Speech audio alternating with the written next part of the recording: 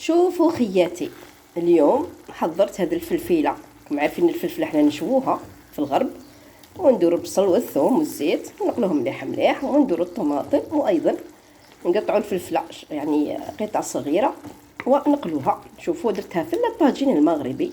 على بالك الطاجين المغربي يعني عنده خاصيه انه يطيب بالخف، يعني الحيه، يعني كيما ديروا البطاطا يطيبها. امبارح درت البطاطا المرقه تاع البطاطا طابت ثمثم. لماذا؟ لأنها عندها هذا البلاع، كما تشوفوا فيه هذا البلاع ثقيل، لهذا يطيب الماكلة ثمثم. أنا ننصح يعني الأخوات أنها تستعمل هذا الطاجين، تشريه ما راهش غالي بزاف، يدير حتى 200 ميلا.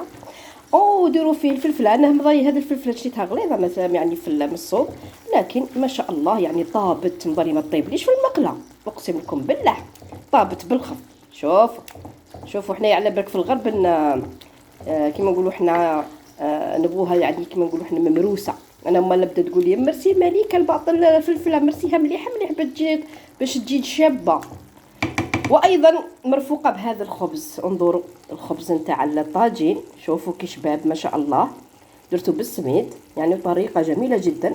يعني يعني موجوده في كل يعني القنوات يعني في اليوتيوب. التي تريد ان تتعلم تذهب إلى اليوتيوب بدون أن تذهب إلى الطباخين وتضيع روحها، ولا تدخل يعني يعني في أي كما نقولوا إحنا مدرسة للطبخ.